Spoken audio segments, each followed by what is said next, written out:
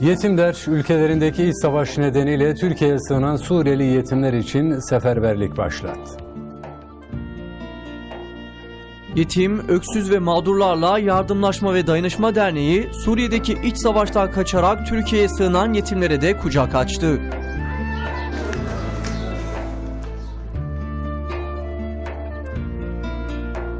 Baba, biliyor musun? Bizim mahalleye de Suriyeliler taşınmış. Bugün parkta oynarken gördüm. Onlar buraya niçin gelmişler baba? Oğlum, Suriye'de savaş var, zulüm var.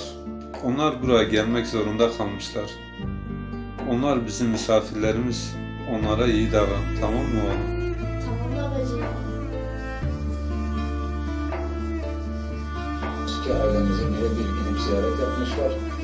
Bu çalışmalar önceki yıllarda da devam ediyordu. Hem yurt içinde hem yurt dışında.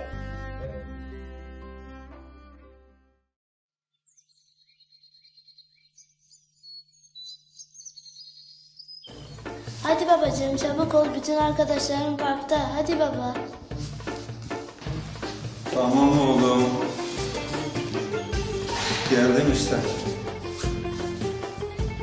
Verelim babana, gidelim.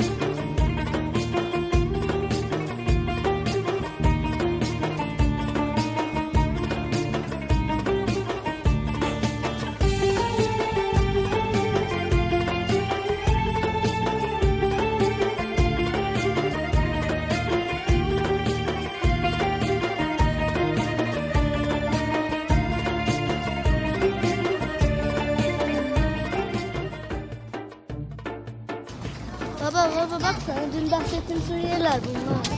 Bunlar mı oğlum? Evet baba.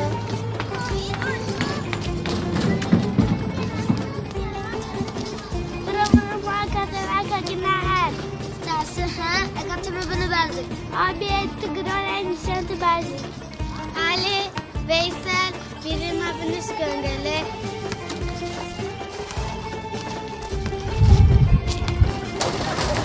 En sevdiğim. En sevdiğim.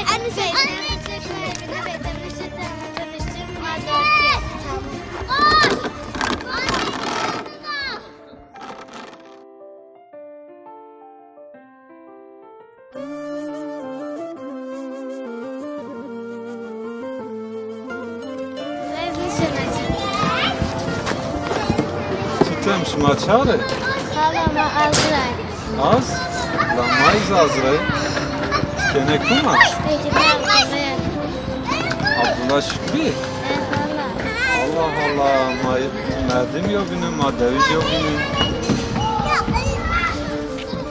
Baba sen onların ne dediklerini biliyor musun? Biliyorum oğlum, biliyorum.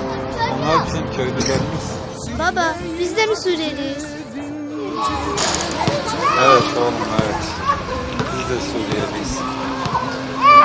Hem de kendi öz vatanımızda dilimize, kültürümüze ve değerlerimize yabancılaşan Suriyelileriz oğlum.